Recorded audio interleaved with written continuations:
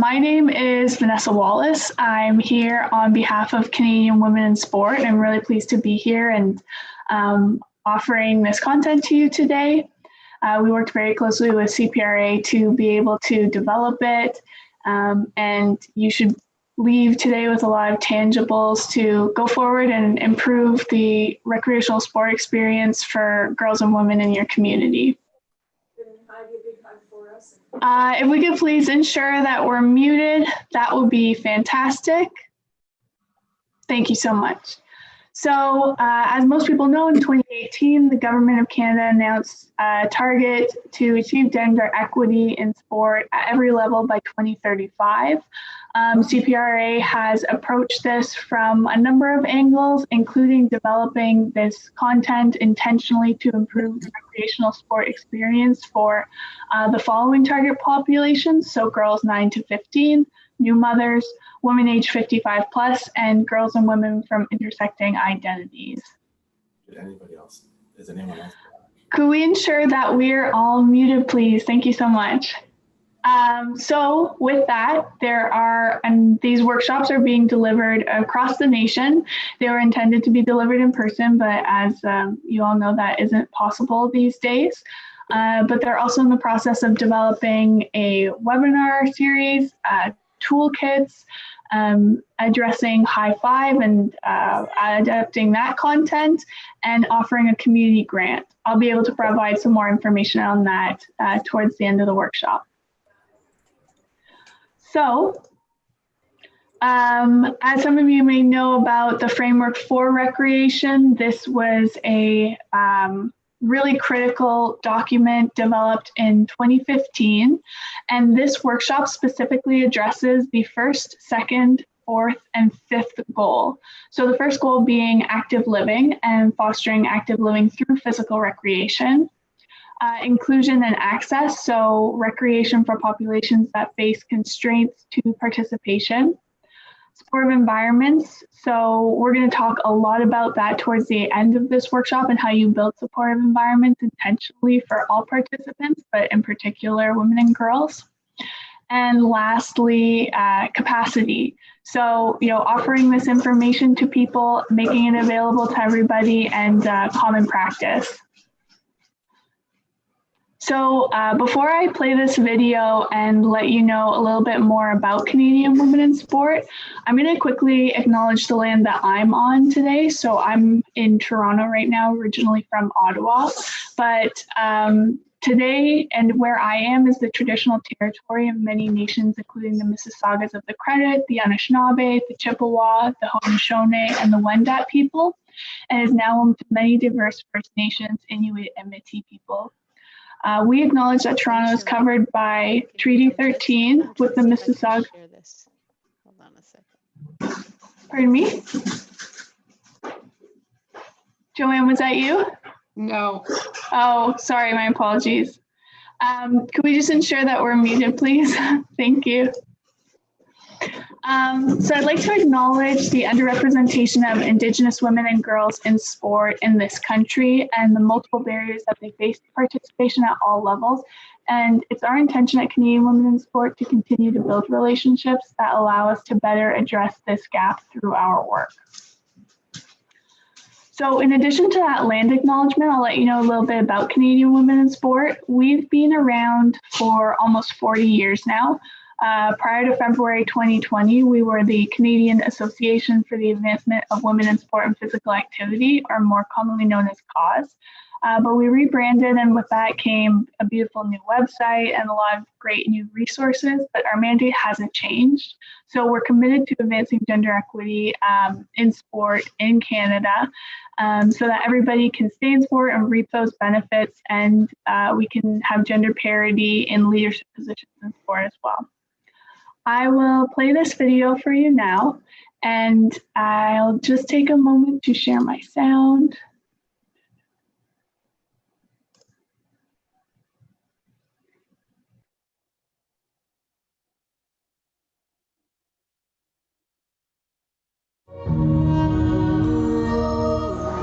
On the field,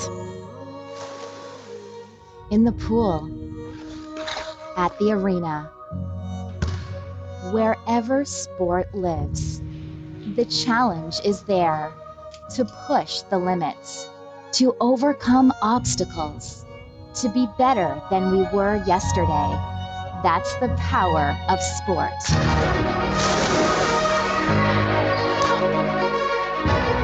But for girls, there are additional forces preventing them from playing.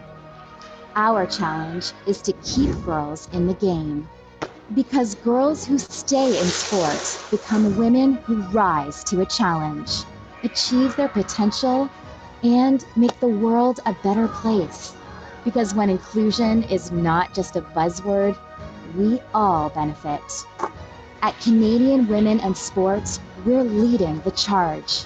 We partner with organizations who share our goal because we know we are stronger when we work together.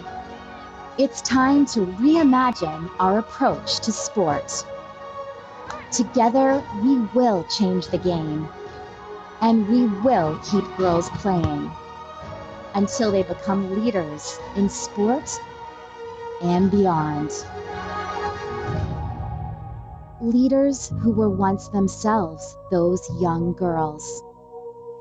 On the field, in the pool, and at the arena.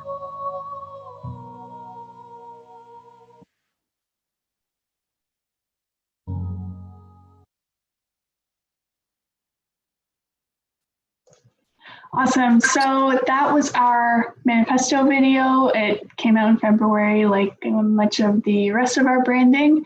And it really just captures kind of what our motivation is in advancing gender equity in sport and ensuring that there's equal opportunity for everyone to participate in sport in Canada.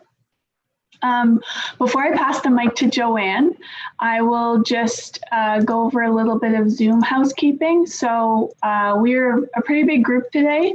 So we're it'll be really important that everybody stay muted to ensure that the quality of audio is maintained.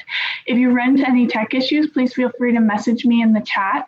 I see that there's already a message in there, which is great, but for anybody else who hasn't seen that yet, the chat is here. And I'll be monitoring that and be able to support throughout the workshop. Also, if you have any questions specific to the content, feel free to add them there, but there'll be plenty of time at the end to address any questions that you have.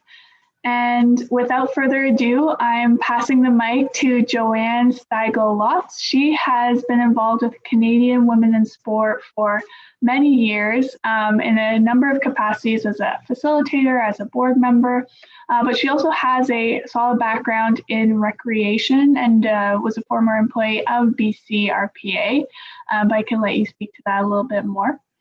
And there we go. Thank you so much, Vanessa. Thanks for starting this off. I'm grateful to be speaking to you today from Coast Salish, Swale, Watooth, Squamish, Stolo, and Musqueam land. And it's full circle for me because my first job as a teenager was as a summer camp counselor at the Steveston Community Center. And here I am today speaking to all of you over 35 years later. In between, I worked at the Vancouver School Board as the District Athletics Coordinator, Sport BC, Promotion Plus, and I got to edit your newsletters and your magazines and write your speeches at the BCRPA. So I have fond memories of this organization. So let's begin by looking at the agenda. Welcome and introductions. We'll do a quick Zoom icebreaker and cover the main objectives. Setting the context, we'll cover key terms and trends that will act as a foundation of your knowledge of this sector and gender equity specifically. Hopefully it won't be too much review. You guys are very knowledgeable and a lot of you are very senior, but we do bring in lots of new research that maybe you haven't seen yet. Then we'll talk about designing these programs for women and girls. We'll cover the factors that influence girls to stay or leave physical activity and sport, and what's in your control as the program leaders and administrators across this great province of ours. Lastly, we'll talk about understanding implementation practices that set girls up for success and lead to the continuation of sport and physical activity That's really the key here, is keeping them, retaining them. For the purposes of today, it's a mouthful for me to say what I really mean, which is sport, physical activity, and recreation all the time. So please forgive me if I say sport or I use the words interchanging. Also, while many of the learnings here are applicable to both girls and women, primarily we will be focusing on girls and young women. And perhaps we can discuss a follow-up webinar more focused on the earlier age groups. Questions and chat, please. If at any point you have a question, feel free to pop it into the chat.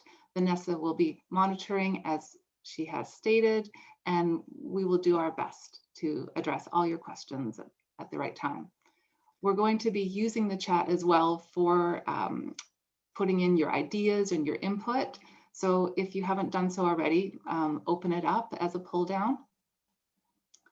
Unfortunately, we won't be able to do the amount of breakout rooms that are traditionally done, but we will be doing some interactive polls to try to get some feedback from you. As a start, we're going to try to learn a little bit more about each other through the rename function of Zoom.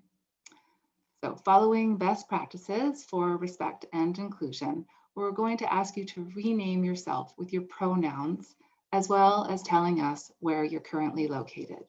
So for me, I'm going to go to my name up in my picture. And if I can find myself, I'm looking at Vanessa. And I'm going to right click. I'm going to choose rename in the drop down menu. And then a pop-up appears. And I'm going to comma, she, her, comma, West Vancouver. And if you all could do that, that would be wonderful. And we'll just get a better sense, because right now, sometimes it's comical. We have iPhones, we have iPads. And if you are having any problems, just ask in the chat. I'm already seeing a few people have done it. It might take a moment for everybody else to continue, but we can move forward. Great. Okay. Now, are we ready to do our poll? It's anonymous, don't you worry.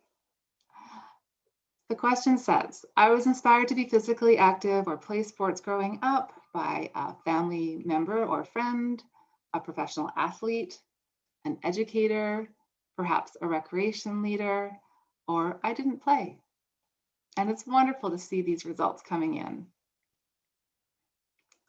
Very, very interesting to see the vast majority are with number one, 65% right now. And that is a real key indicator of success. The research shows that if a mom is active and shows her dedication to sport or physical activity, it's so much more likely that her daughter is active. For me, it was my dad. He was a coach and he was always wanting to go skiing and be active. So I really am grateful for that. Anything surprising? I'm kind of surprised about the 16% that were not involved in physical activity growing up. I wonder if you found sport or physical activity later in life. And how about a professional athlete? We'd love to know those names. Who inspired you? And you can put that stuff up in the chat and we'll try to reference it in this workshop. Self-motivated, I like to see that answer. Okay, I think we're ready to go to workshop objectives. So retaining girls in sport, recreation, and physical activity is 90-minute workshop. We're going to talk about foundational concepts, practical applications to empower you to design programs that will enhance girls' engagement, extend their participation in lifelong physical activity, whether that be competitive sport or recreation. For example, best case scenario is that a young girl is exposed to tennis, session at school, like perhaps through a partnership with the provincial sport organization. She brings home a brochure on lessons at the local community center. She then develops a love for the game and continues playing with family and friends. Maybe she joins the school team in high school or even university. After dabbling at competitive tournaments in her adulthood, she continues to play recreationally as a senior for fitness, fun, and socialization. But now is considering trying pickleball as the community center has advertised a free come try it opportunity. So if we are successful, you will leave this experience with an understanding of the unique barriers girls face for quality sport and recreation programming. And you're going to have an arsenal of tools and tips to meet both the physical, developmental, and social needs of the girls in your organization. Okay. We're going to set some context and just review some of these terms. I really am pretty sure, I'm sorry, I'm looking at the chat and seeing the Canucks as an inspiration, and I think that's great. Women's World Soccer Cup too. We'll try to talk about soccer. Equity versus equality. These are fairly common terms now, especially with you smart women and men, perhaps we have in this class as well today. But they do get mistaken, and so we're just going to have this quick review. Often our organization is tasked with explaining this to many people who are unfamiliar. Using the bicycling metaphor, equality focuses on creating the same starting line for everyone by offering each person what is perceived as the same opportunity with the same piece of equipment. On the right, you will see that equity focuses on providing everyone with the full range of opportunities, different bikes, so that everyone can achieve outcomes or reach the same finish line. In this difference, equity acknowledges and encourages us to address the many contributing factors that impact our starting line. Gender equity is the process of allocating resources, programs, and decision-making fairly to both men and women, and addressing the imbalances in the benefits available to men and women, or boys and girls, and people of diverse genders. So, an example in our recreation centers is still the need for women-only gym times, fitness centers, special areas, etc. And if you have the support of the city, district, or governing body, I believe this can be used as more of a carrot and stick on your user groups. For example, do you ask if minor hockey or martial arts have a gender equity policy? If no, you can work with them to improve and improve their stats, improve their numbers. You can apply for a gender equity in recreational sport grant from the CPRA. The deadline is coming up December 11th, and we'll have all the links for that if you don't already know. Also, WISE grants from Canadian Women in Sport. I've been reading some of the previous grant recipients that are featured on their website, and many of those ideas can be copied as best practices in your facilities. For example, there was a fantastic Women in Squash initiative and a really cool female lacrosse program. The latter is also a great chance to connect with your local Indigenous nation. I know my son plays lacrosse here in West Van, and he's actually only a few because the majority of kids are from the Squamish Nation and North Vancouver, and it's just a fantastic cultural experience for him. Finally, Via Sport also offers grants for women and leadership. I recently completed a series of workshops in Langley for the Pacific Sport Group that was funded by these grants. And I also applied on behalf of our Minor Hockey Association here to start a gender equity program, to do a gender equity audit, to pay for women to get more coaching certification, and for more officials that are women to be certified. Okay, the next definition we're going to talk about is intersectionality. Again, I'm pretty sure this is common for you, but let's just do a quick review. It considers the layers of an individual's identity and how those layers impact and how those layers affect people as they move through the world. In the following section, you will see how the factors of someone's identity correlate to the likelihood of them staying in or even joining. Intersectionality is a necessary tool to apply when designing and planning programs. You know this, to make sure that safety, inclusion, representation, equal opportunity. Vanessa was going to say something here. Yeah, so earlier I uploaded a file to the chat, which includes many more key terms for you to be aware of: diversity and inclusion, unconscious bias. The purpose of today, we really want to focus on intersectionality and equity, but those are also terms that you should become familiar with and really use in applying your decision-making and different lenses programmatically. If you're having an issue downloading the file, send me a message. Alternatively, it'll also be sent out in a follow-up email. Thank you. The last thing I'll say about that is, Vanessa, if you wanted to comment, you're also developing a new handbook on tangible tips for more inclusive sport and recreation to newcomers, so girls and women. So it's, what about our new Canadians? What are the appropriate staffing and environments? What are some choices? How do we deal with accessible facilities? So we're looking forward to that. Do you have a potential published date? We don't just yet, but keep your eyes peeled on our website. It should be available sooner rather than later. Great. Coming soon in 2021. Long-term development model, that is a sport model. But it's a valuable resource for you because it just gives you that cradle to grave understanding. And this is how we can see how recreation fits in. You know, like we talked about the tennis example and how fitting the municipal with the provincial sport organization. I mean, do you know that there are over 80 provincial sport organizations?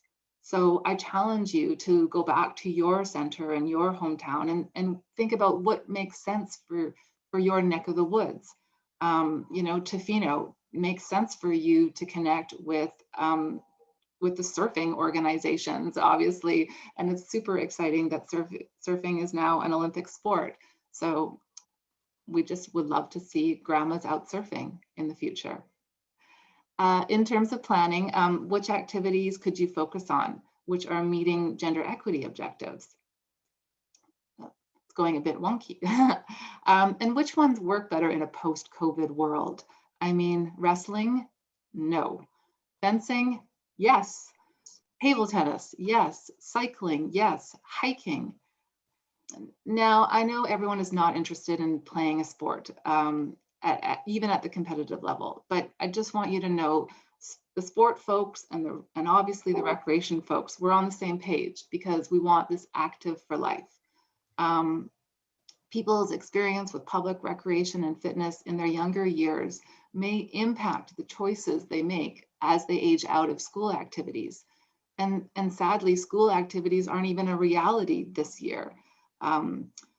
There is some practicing going on, but there's no games. So it's really changed. And I don't know what's going to happen now going into basketball season. I'm not even sure. So many people are turning to fitness classes as a way to stay active, and I know that that's a big part of what you do. And now that you're offering them on Instagram and live, and you're having to pivot, I know how hard you're working to manage this new reality. It's quite impossible, and so please know that your work is valued. Okay, well, let's do another poll.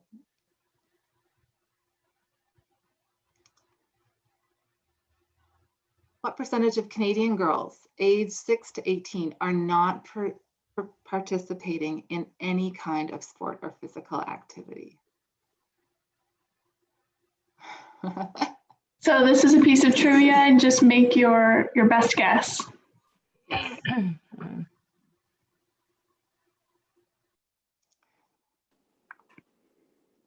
The pessimists are winning.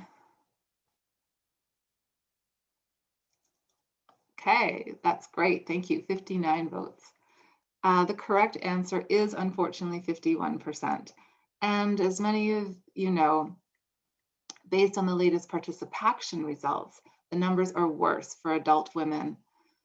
So unfortunately, you know, again, during COVID, this has only gotten worse. You know, and while schools have pivoted for girls, PE is only mandatory up until grade 10. And the new model, at least in our schools, is that they're going 12 hours a week for 10 weeks and then nothing for the rest of the year.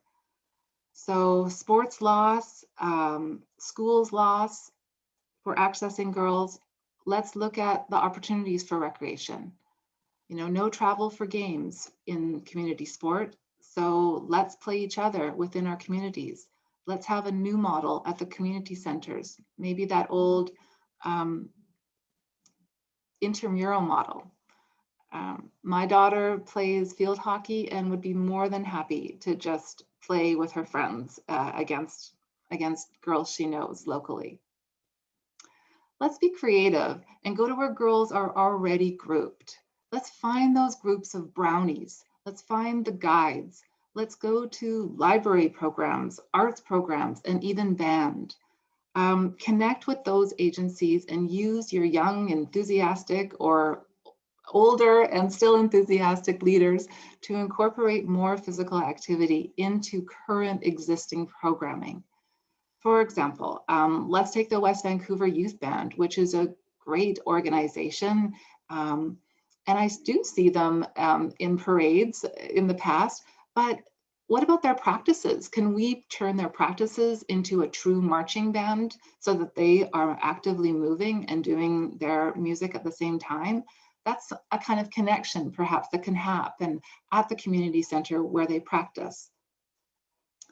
My son is one of my sons is a swim instructor and a lifeguard. So he has told me every year about one of the worst days of his job. It's when he has to screen the Girl Guides for their swimming expertise. And he has to fail many of them because they cannot demonstrate that they can swim in deep water.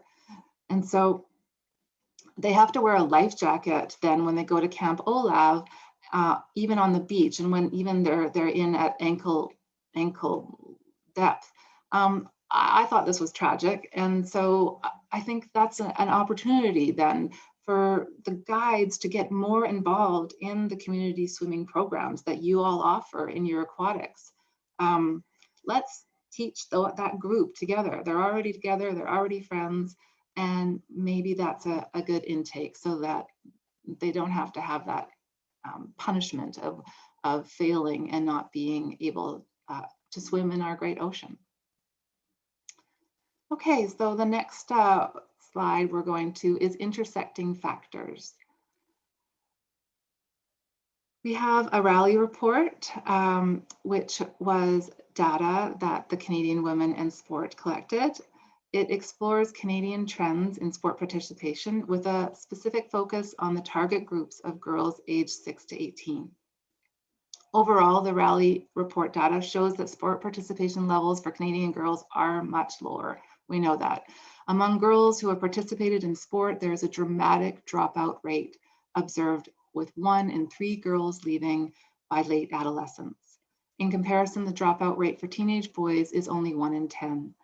Sport participation rates for Canadian girls decline steadily from childhood to adolescence, with as many as 62% of girls not playing sport at all. And adding the intersectionality of disability, or if her family earns less than $50,000, those odds are even greater. This table shows us why we have to consider more than program execution when looking to extend girls' time in sport and physical activity. While not all these factors are within our sphere of influence as program leaders or sport administrators, what barriers can we lessen, if not eliminate? Okay, so the next poll. You guys have already done it. Is that right? You have. Yep, so the majority of people guessed that 33% of adolescent girls said that quality of programming was a barrier to their participation, but in fact, it's 43%. Right. So as you can see, nearly half of the girls surveyed said that program quality was a barrier to their program and participation and continuation. On the slide, you can see the various reasons for quality of program can be diminished. And fortunately, those reasons are within our control. So this is really, we're getting at the crux of what you all have control in your facilities and how we can make the experiences better. So let's continue our discussion on these factors. These benefits, I know you know. We'll just do a quick review. So much evidence here about the short-term and long-term positive impacts for sport and recreation for youth and girls specifically. Obviously, that the health impacts are huge. If you'd like more information on this area, Canadian Women in Sport does have an e-module called Keeping Girls in Sport that goes into a deeper dive here. You know, somehow the sport world and many organizations that have been trying to increase activity, it just hasn't resonated. So we need to be more creative going forward, and we're looking at recreation as solutions here. So while we're you know, sending you ideas and information here today, we'd love to hear your examples. So please don't hesitate to comment in the chat and give us some examples if you see fit.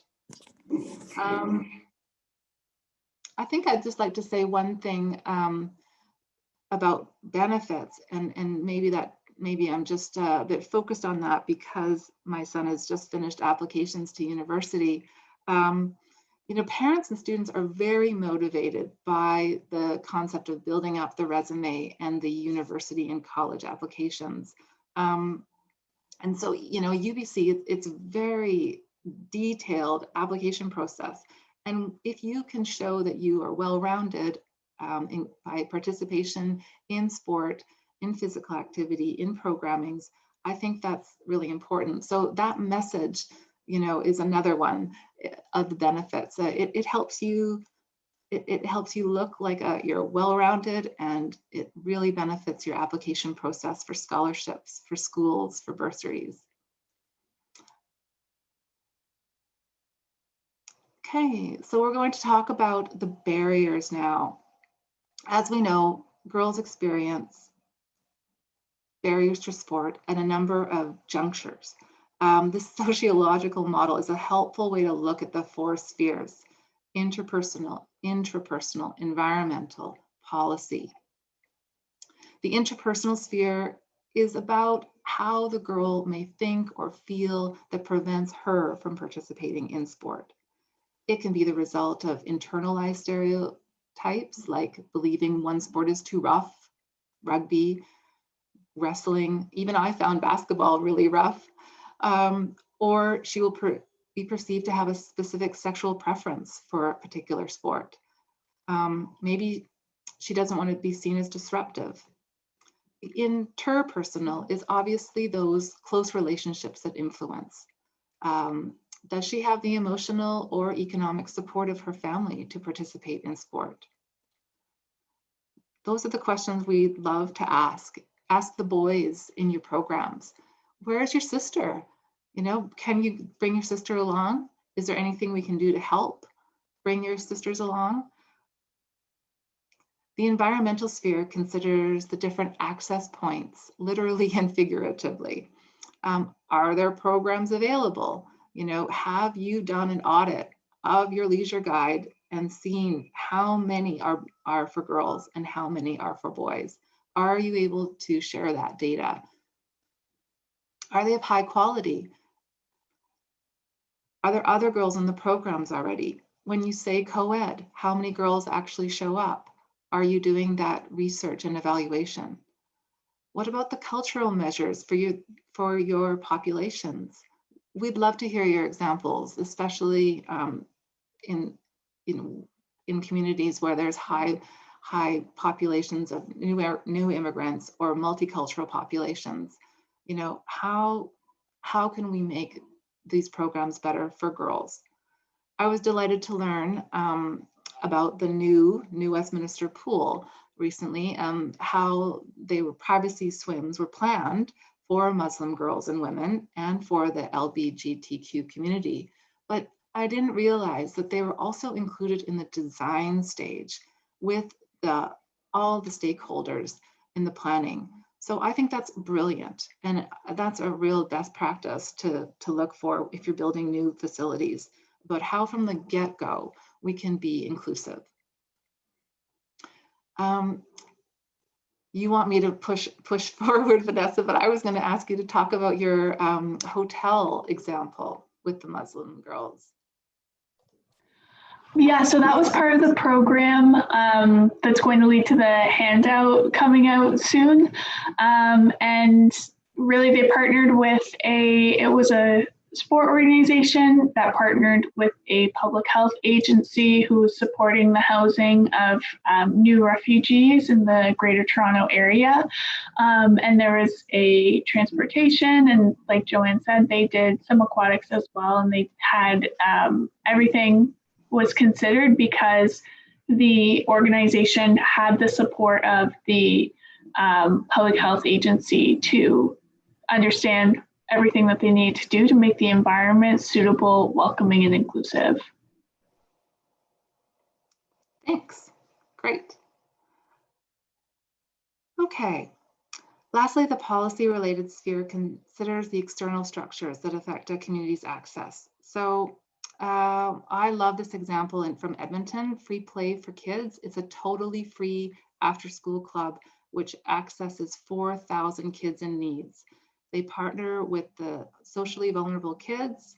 Most of the kids are refugees, newcomers or Indigenous youth, and they provide, everything is free. They provide transportation, and they have high quality programming from 3 till 5. It's called Free Play for Kids. Great program. And I think that you want me to just move right along to the reasons designing. You want me to go to designing? Okay, great, thank you.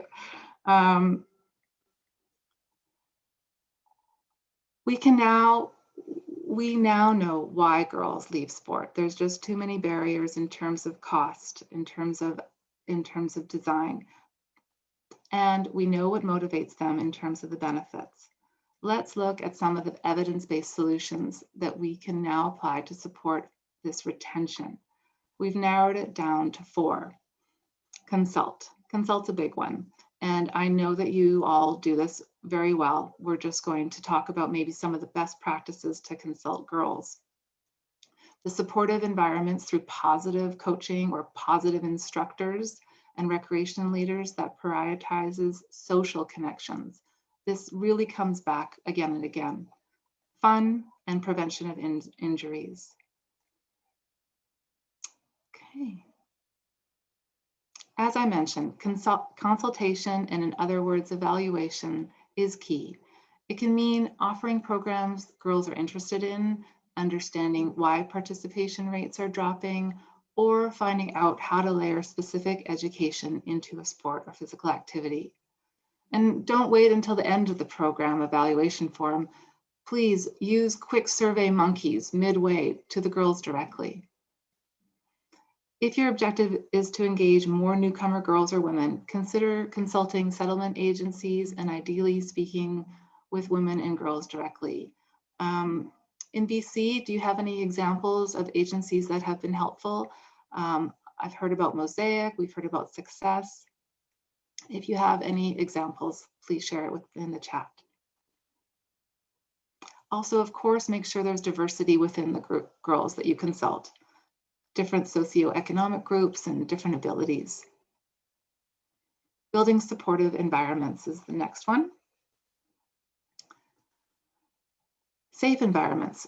When considering girls' key motivations to participation, creating a social and emotionally safe space for your participants and staff must be a priority, and I know it is. A safe environment is not limited, obviously, to physical space and emergency procedures.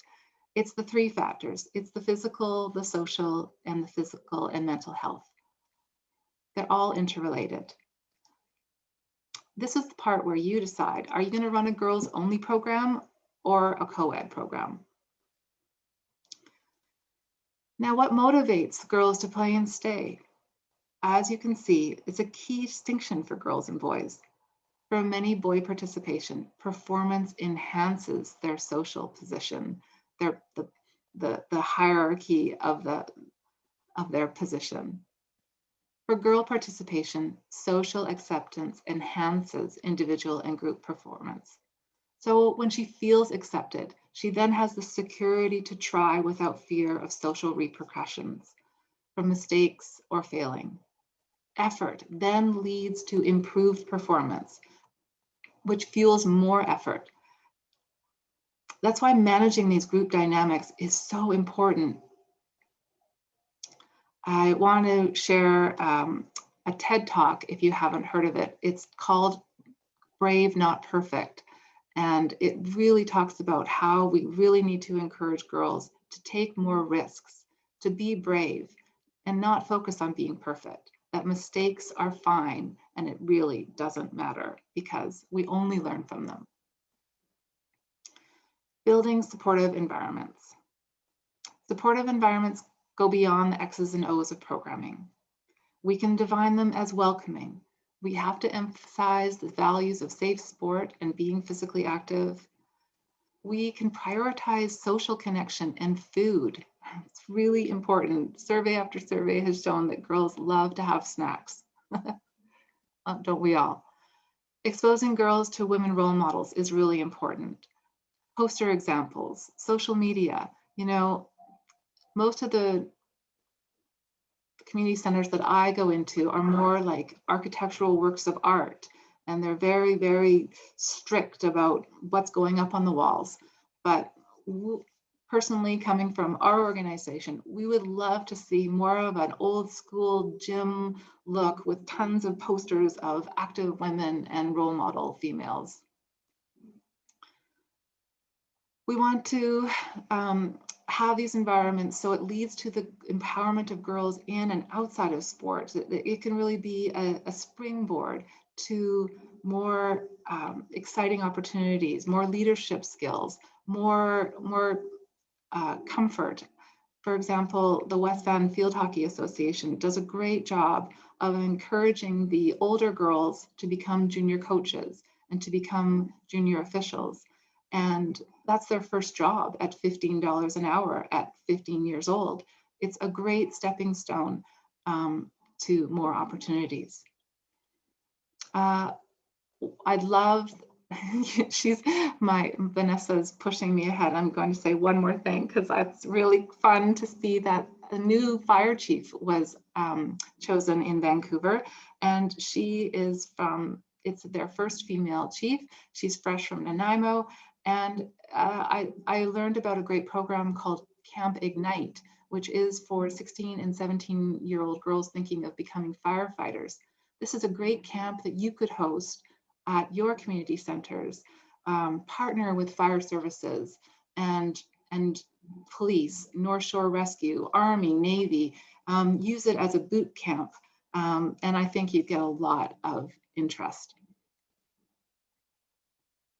Okay. Role models. Supportive environments cannot exist without visible role models and champions. To reap the full benefit of role models, they must consciously practice healthy habits and adopt positive attitudes. So, you know, we don't want just because they're popular in Instagram to be our girls' role models. We really want to vet those ones that really aspire to live healthy and somebody we can respect. Its representation is necessary. I mean, honestly, when I think of the current professional athletes that inspire me. Haley Wickenheiser, Brooke Henderson, Bianca Andreescu. Those are 3 white women, and I'd love to have more women of color that come to mind. Kia Nurse in basketball is a fantastic example, but if you all have some other examples that you think would resonate in your community that we could use in this workshop, women of color, we'd really like to hear from your ideas. There is a program that we support called Fast and Female, which uses Olympians and high-level athletes to spread positive messages about body image, about staying in sport. It's a program you can, again, host in your community centers. They travel, it's a national program, and they pop in and out, and we really recommend it. Other ways we can leverage role models, you can show movies, you can recommend movies, documentaries or books. Bend It Like Beckham is very old. Miracle is another one about volleyball. It's on Netflix. A League of Their Own, that I'm really showing my age, I'm sorry. Battle of the Sexes is a good tennis one. Soul Surfer is one my daughter loves. You know, any other recommendations, throw them up on the chat. We want to know your movie recommendations and TV show recommendations that profile women. 2021 is an Olympic year. The Canadian Olympic Association has tons of educational resources you can weave into your programming. Due to the lack of women's professional sports on network television, this is a really fantastic chance to profile women that are active and that are great role models. And we know that uptake after the Olympics for girls sports, it goes up. So be ready for it. If they're going to want to join soccer after they see us win gold, right? Speaking of which, we now have a female national coach on the women's senior team, and that's a wonderful assignment. Okay, fun. Fun is a really great way to build that supportive environment, and it's so important. And I know that community centers do a great job of this. I think that I had a really great example from Janet at the BCRPA about her daughter who is on a dragon boat club. And every Friday night they meet on Zoom and they have game night. And I think that's fantastic. Then on Sunday night, they also do their workouts together. And this has really helped build and continue the team cohesion, even during COVID.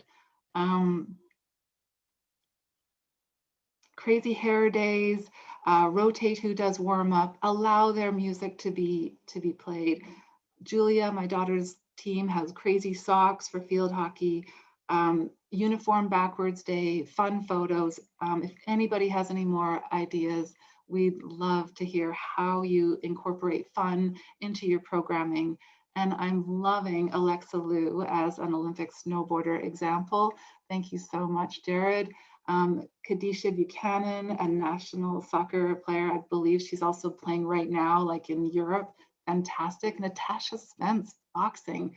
Thank you. I don't know her and I'd love to learn more about her. Andrea Holmes, Paralympic athlete. Let us know in what sport, because I don't know her. Juanique Horn Miller comes to mind for water polo. She is a First Nation and she is fantastic. I know she's a really great role model. So keep it going. Thanks so much for adding to the chat. Oh, Spencer O'Brien, snowboarder, love that idea. Okay, I'm going to get distracted and Vanessa's going to wrap my knuckles from Ottawa or Toronto. I'm forgetting where you are from. Okay, positive group dynamics. They also enhance those girls' performance. And these are the little things you say and do. I mean, I have a teenage daughter. She says I'm always looking at her with evil eye when I'm only trying to help. So I know that it's hard to deal with teenage girls. But if we address these social pressures that lead girls to drop out of sport at twice the rate of boys, I mean, we just can't lose them. Once they're in, we just can't lose them. So how can we help like the coaches and your leaders recognize the signs of disengagement? How can we be tapped into what they're feeling? So, you know, positive experiences keep people engaged. Negative experiences, and as Janet says, the terminology in recreation is that folks vote with their feet and they just don't re-register. So let's infuse social connections into your programming. Adding unstructured time at the beginning or the end for the informal activities that are participant driven. We rotate who leads warm up. Again, the music. Let them have free time to work on the skill of their choosing. This allows the girls to collaborate and for you as a leader to learn more about their likes and dislikes. We love shout out opportunities, which give girls the chance to lift each other up, as well as the leader to identify those who are going the extra mile or need an extra boost. I can jump in here quickly. There are a lot more suggestions on this topic in She Belongs, which is a resource that Canadian Women in Sport launched in February of 2020. And it's all about building social connection for lasting participation. So you'll receive a link to that in the follow-up email. Great. Okay. We know that women are very self-conscious about body image in fitness class. So Janet gave me some really good terminology and language about don't say you can't do it this way. Try to say, I'm going to show you a few different ways to do some of these moves. And you as the participant can choose which ones you'd like to do. If this is a regular approach, then people won't feel like they're the only ones that can't keep up. Remember, even as a group of strangers, we want everyone to feel like they belong. Okay, trying hard. Like most people, girls find satisfaction in giving their best effort. Referring back to those intrinsic motivators, this does require that program leader first creates an environment where girls feel comfortable, show vulnerability by trying hard. I have a good story about Kathleen Heddle, who was discovered crying in the hallway after being cut from her university volleyball team. She was discovered by the rowing coach and went on to have full Olympic glory. So don't let girls quit one sport without pivoting to another. Don't let COVID stop them. What can we do? What sports can we focus on instead? Again, we talked about biking, but running, walking, scootering, skateboarding, yoga, etc. Apparently this week, no HIIT, no hot yoga, but we can definitely do the other ones. Okay, so positive coaching. Contrary to popular belief, positive coaching, it's not criticizing or competition avoidance. I mean, I'm not here saying that everyone gets the participation medal. Coaches show that they care about their participants by listening to them and coaching with patience and encouragement. And I guess coaches, I mean instructors and fitness leaders. That's the language here. Whether you're a coach or a recreation leader, you have the opportunity to coach your participants. It's not just about leading an activity. It's about helping others to be the best that they can be. It's the life coach idea. Your feedback and support along the way is critical to their sense of success. For example, if you're in a kickboxing class instructor, apparently the latest research shows try to say 6 positive comments for every 1 negative or improvement comment. So you can say, first, I like the way you're holding your hands at the height of your chin. Now I'd like to see you punch with a bit more energy, keep up the good work with the kicks, and so on and so on.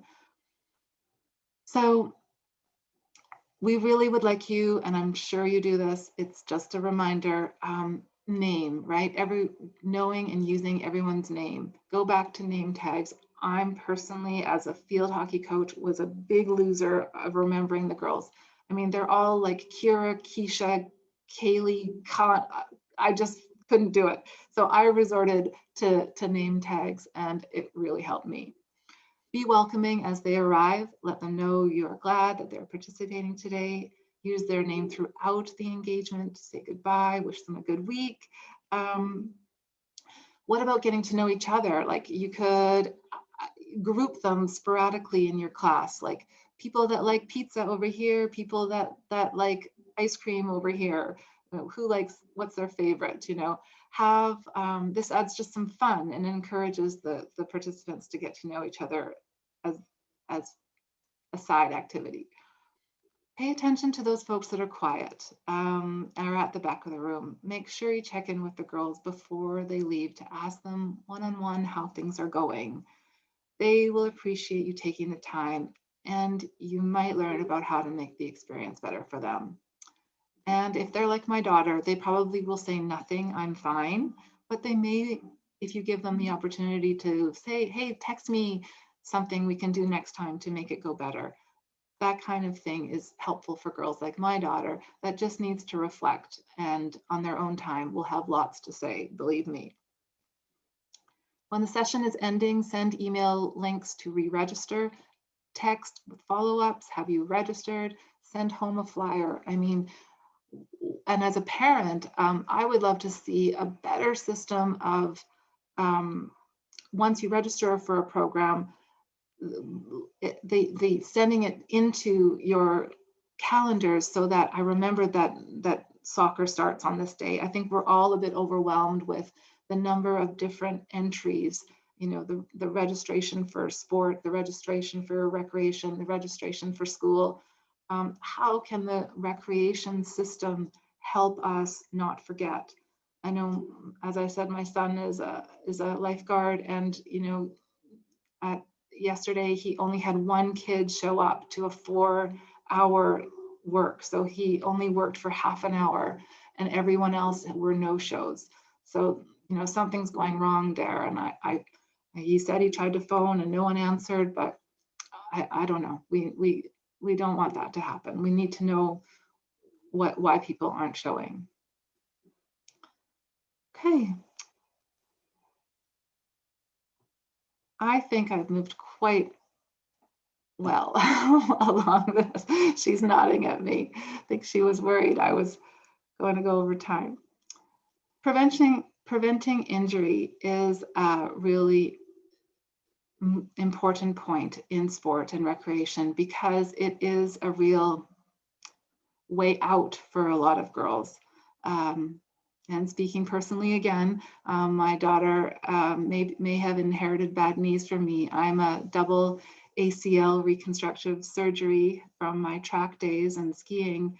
And now my daughter seems to have pulled meniscus and is now not participating in her field hockey. So, you know, obviously we didn't do enough with prevention. And so girls and young women are at a greater risk of experiencing certain injuries like knee injuries, even with concussions, as some of you may know. Interestingly, the research has shown that it's the neck strength of boys who are able to manage the impact of headers in soccer, for example. So having a knowledge of these injuries will be allow you to be prepared to deal with developing prevention strategies. The Keeping Girls in Sport, again, e-module is full of valuable information on this topic. And it's a bit more at the sport, but maybe we can do things like bringing in fitness leaders into your recreational programmings to just set the stage for strong warm-up sessions, and giving your recreation leaders a little bit more knowledge on this topic if it's for girls only programming. We have the energetic injuries, which is about the unfortunate situation of not having enough fuel and disordered eating problems in some girls. It is important for us to know about girls and how they're coming, and that's why offering food as an option, healthy snacks, is really valuable. And the psychosocial injuries are those ones, you know, that we worry about with the bullying, with the mental health initiatives. So let's just have those in mind. And I believe that if it's a safe and supportive environment, we can really mitigate any of those injuries from happening. Okay, so again, we talked about some of the extra training that can be learned here with Respect in Sport, also offering some information.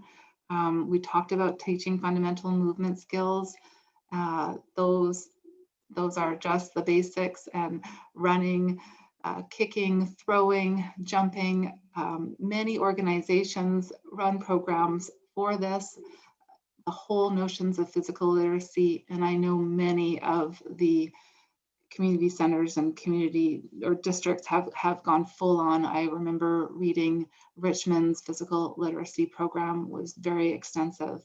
Many of you have partnered with organizations like BC Athletics, who do run, roll, throw, jump programs. I know that the teachers are trying to get this involved. Even in my community, where there's lots of money and lots of access, we still have very poor physical literacy rates with our grade ones. So it's the basics. It's going back to the basics. I'd love to have special guests, perhaps again, into some of your programs. Look for exciting ways to offer these important skills.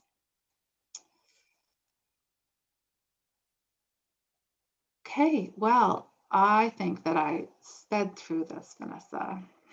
She's giggling. Yes, I might have been a bit, I might have jumped the gun a bit early on. I'm going to add a file to the chat so that everybody can access this. It contains 3 scenarios related to retaining girls in sport and recreation. So it's in the chat right now. It is a PDF, and I will share it on my screen as well. So I'll just be one moment.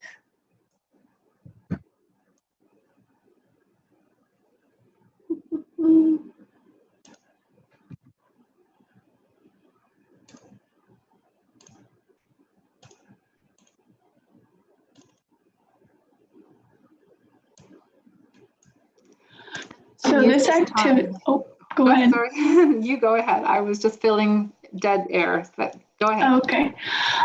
So this was intended to be, breakout room activity, but with the really high numbers that we had, it wasn't manageable. So we have created this handout for you to take with you and use on your own time. But I think at first we are going to, just read scenario 3. And then if you can, or scenario 2, Joanne, whichever is your preference. And then you can provide some suggestions in the chat that we'll share and discuss together. So scenario 2 is about the recreation and leadership program. And then scenario 3 is about the co-ed program. Okay. I think we'll do scenario 2 because I can read it easier. Okay. My screen. Oops. How's that? Great. So you are a program coordinator. You're introducing a new recreation and leadership program for young women. You were previously unable to run this program because not enough girls used your facility in that age group, but we managed to get them. Now, though, some of the girls responsible for bringing their younger siblings home have had to leave early. So practically, how can we address this problem? Does anybody have any good ideas that they would like to share?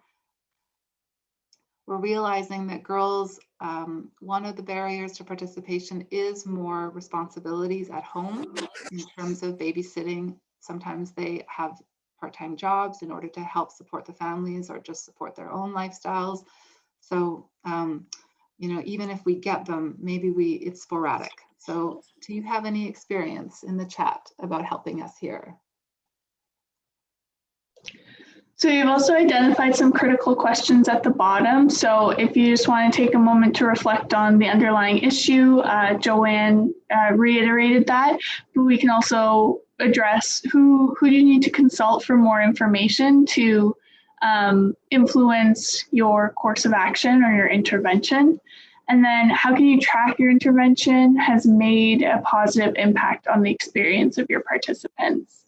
So, you know, who can you get more info from, and how do you know you've made the right interventions? And I'll scroll back up to the scenario. Feel free to add any of your ideas in the chat. We'd love to get a chat storm and a fulsome discussion going on in there.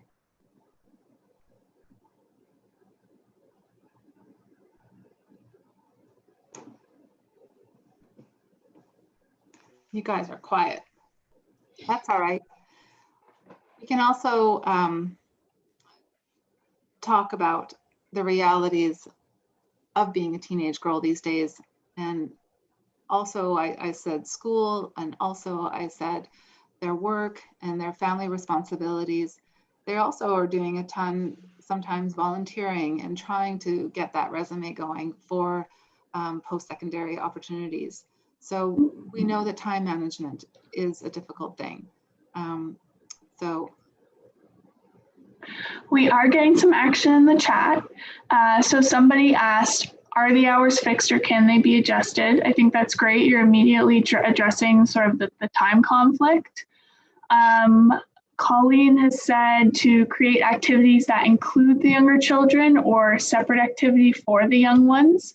So, you know, occupying them and offering supervision so that the participants don't have to get pulled from programming.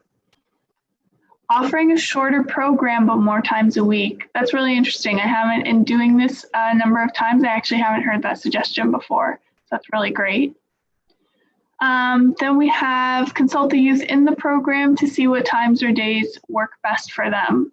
Yeah, that's probably where you want to start. So at some point they had a conversation to identify this issue, but you know, they're going to be more readily able to give you those solutions instead of you proposing a number of different ones and seeing what works.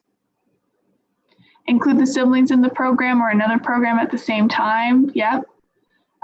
Broader age group 4 program, offer second program for the younger group, offer a different activity for the younger siblings. That's great.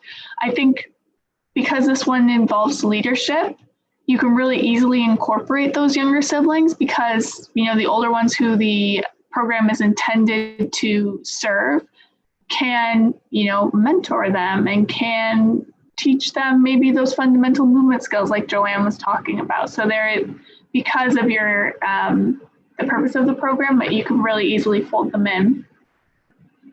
Is there enough demand to create a new program? A third of the participants who leave perhaps some more accessible time. Okay, yep, just creating a separate time for them. I haven't heard that one either. Drop-in hours, come as you please. Consult the group on times, multiple classes or opportunities for them to choose from later on. Offer a different activity for the siblings. So a lot of people are touching on similar solutions. I think that's really great. Joanne, did you want to add anything to those comments? I'm loving them all. Yeah.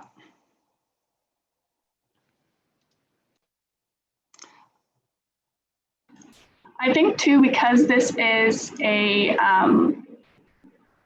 leadership program and problem solving is a key aspect to leadership, I think it's even more critical that you involve the participants in developing the solution. And it also sort of sends the message that we really value you and we want you engaged in this program. So we're willing to accommodate, you know, your responsibilities outside of rec sport.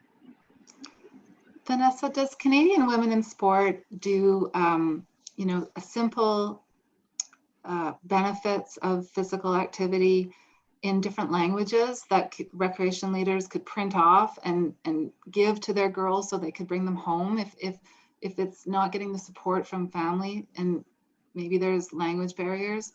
Maybe we could do more of helping the girls advocate for themselves, like say, I really want this class and this is why?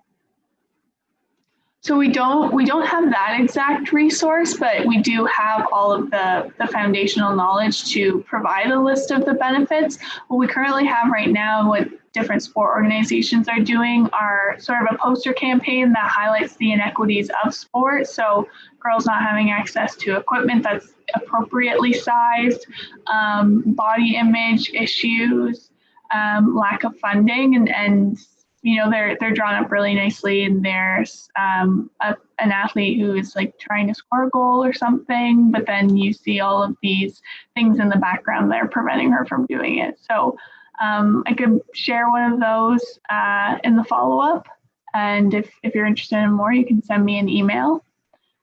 Someone added, this is really great, include homework activities that get them thinking about how to keep children active. That's really interesting. Yeah. So I think we can move on to questions. We have a healthy amount of time here now for questions. Please feel free to add those to the chat. If you want to request to unmute yourself, I can make that happen. But actually, just before that, we'll reflect on the learning outcomes from today. Okay. So on the slide, you can see some of the key actions we hope you can now take in order to advance the physical activity sector to be a more equitable and inclusive space. These actions include identifying the subtle and unsubtle barriers that exist for girls in sport and physical activity, recognizing society's role in all of this and the way we unconsciously perpetuate these ideas. Learn, and I hope we've learned how we can be an advocate for equity, and then taking the intentional steps to keep these girls in.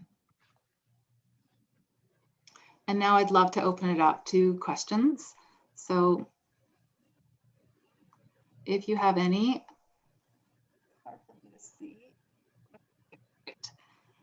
I did want to say one quick program that I just think is really intersects so well with sport, with community centers, and with profiling women and girls. And that's something called FAST here in this school district. It's the swimming training course offered as an academy through the school.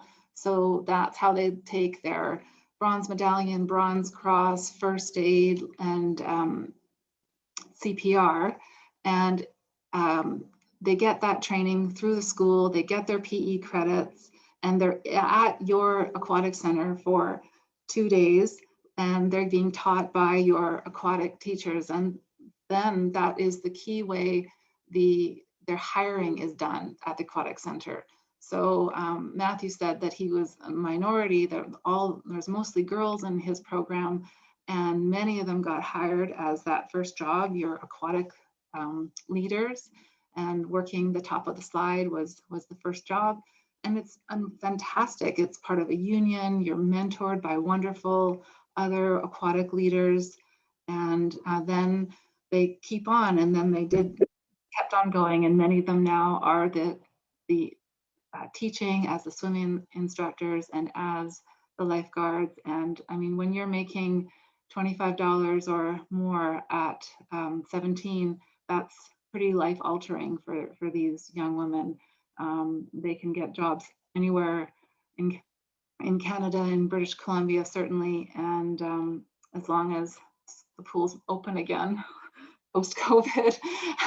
But I know many of them are laid off now, but that's a really good example of a school working with the community and with a provincial sport, and having the best case scenarios for those girls.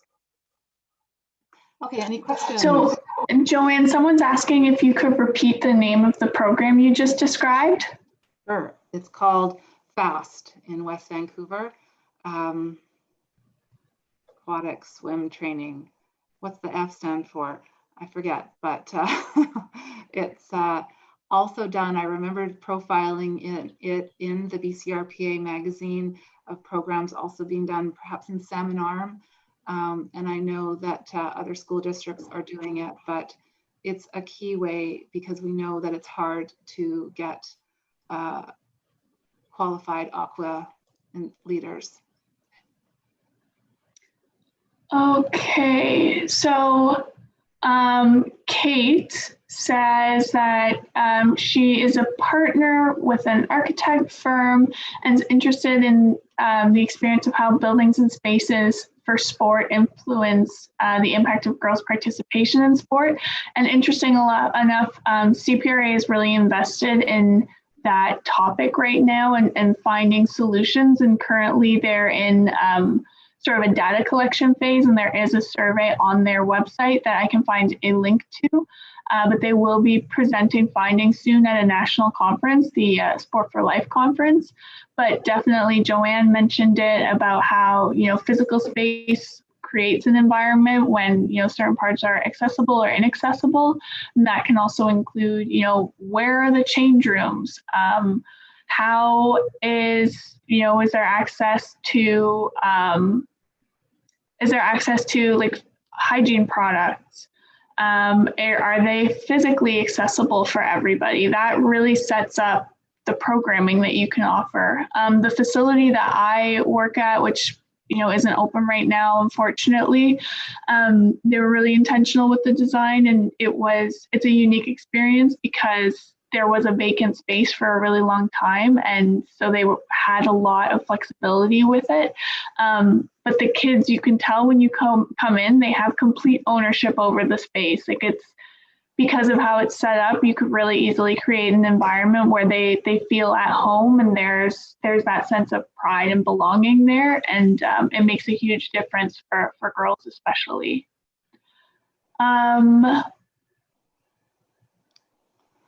I really think that in changing rooms too, that old model of like the privacy cubicles for changing is important for girls and body image, as opposed to the open spaces.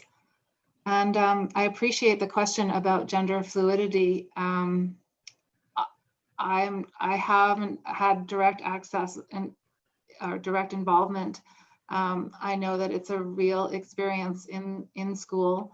I know that the best player on the boys rugby team was a female, and that there's just in every team and in every community where it's an issue, and it's not an easy one, but I think we need to be open and learning. And I'm pretty sure that Canadian Women in Sport is helping us with this. Yes. So we're completely invested in ensuring that the information that we are providing in the research and the resources does not reinforce exclusions through the gender binary. Traditionally, our organization hasn't done the greatest job of establishing that and then also addressing it, but it is part of our mandate. And so this workshop in a couple spots does speak to girls versus boys, but there just isn't a lot of data there presently for gender fluid, for gender queer, for gender non-binary youth. But it's something that we're working closely with other organizations to develop and ensure is present and at the forefront of our research and our service offerings. And thank you so much for mentioning that, Louise. Wendy says, Joanne, you made a very vital point regarding translating information in different languages. This translated information for participants has to reach the parents and support groups for new Canadians, and the lack of English language skills are a huge deterrent. I've experienced that firsthand, where when you don't make those translations, then the child or the participant has to do a lot of self-advocating. Joanne, do you have any experience with that as well? Yes, in hockey, I have a 9-year-old boy playing on a co-ed team, and we have lots of the children are translating all the time. So I think we need to do a better job. We on our club we have a Chinese liaison, but that's not enough. Like there's Korean speakers, Japanese, many different languages, not just one. So. You know, I think that we're hearing the reality that it's almost too late. Like these people, they learn about the program too late. Whereas in recreation, we have to register for the program, you know, months ahead sometimes. In sport, sometimes it's a year ahead. You have to get on waiting lists. So by the time the newcomers with, you know, get the information, the program's already started. Which is fine. We are accepting skaters to the program now. It just shows that we need to be patient and we need to be more helpful. But I think recreation can do that. It's marketing, right? It's communicating. Let's get our district staff involved, our communication teams. We can do that. That to me is a barrier that's easy to check off. I like the comment from Samantha about arenas, and you know, now with COVID, we're not even allowed in the changing rooms. So we have these open models in the foyers where people arrive and just put skates on, which actually I think has been good because the girls aren't excluded in our system. The girls have their own changing room. So you know, COVID, maybe people can also talk about that. What other silver linings have there been any for you that you'd like to share for girls in this past difficult year? I can touch on one based on a question from Erin from Vancouver. So she's asked if anyone has implemented programs that allow earlier access to girls for signing up for co-ed programs, or allowing early access to sign up for referee spots, for example. So at the facility where I coach, we were open for 4 weeks in September until we had to shut down again. And we had all of our programs were set up for groups of 30, but on account of COVID-19, we had to reduce capacity to 15. And we also we couldn't do online registration, unfortunately, just for the demographic that we're working with, access to technology, ESL as well. So it was best to happen in person.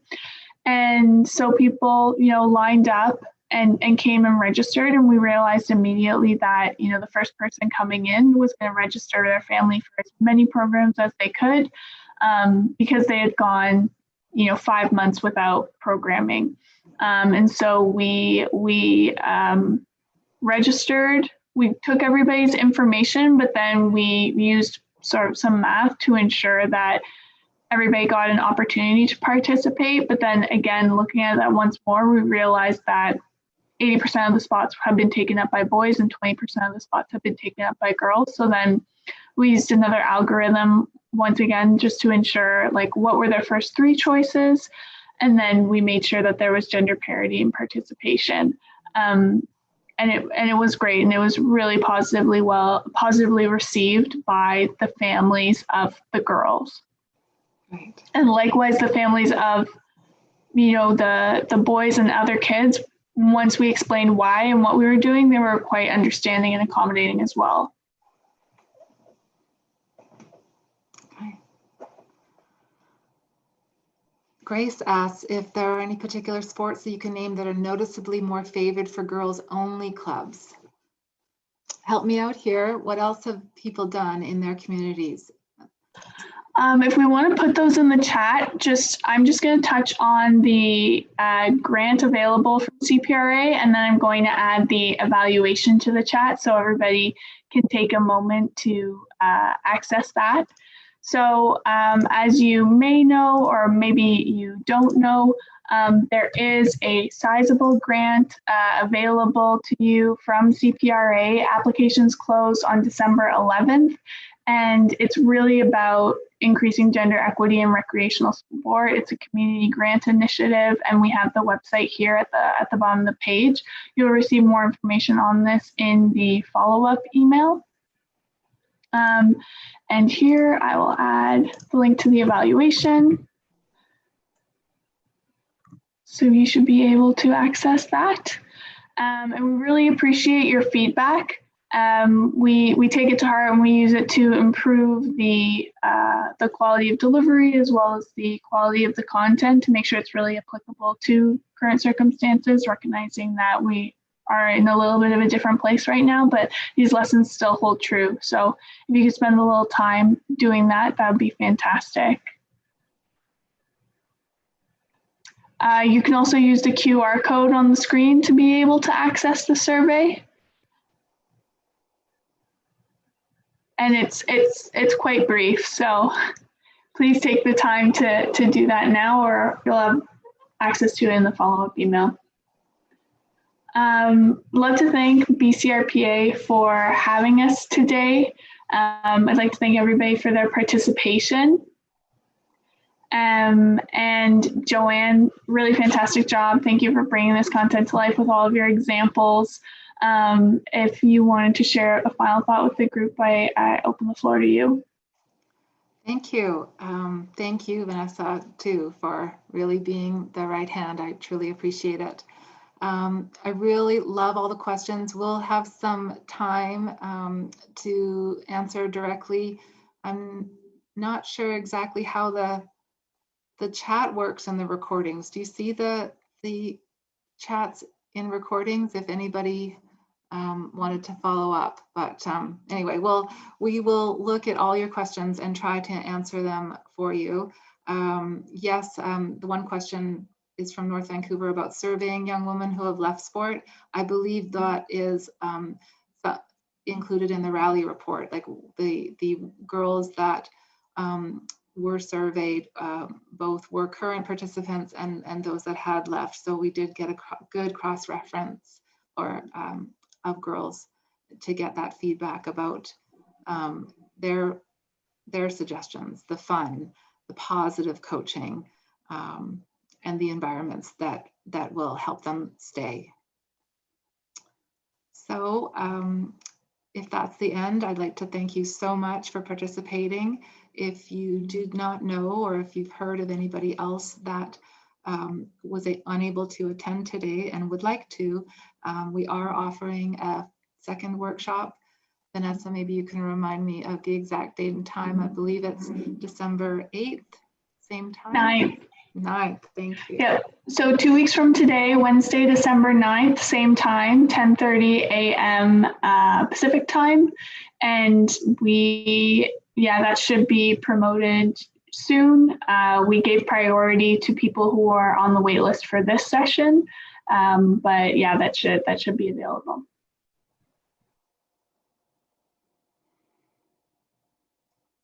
Thank you. So yeah, thank you very much. Thank you on behalf of Canadian Women in Sport and CPRA and Sport Canada who supported in this initiative. Check out both of our websites when you get the opportunity and keep your eyes peeled in your inbox for a follow-up email from myself. And have a great rest of your day.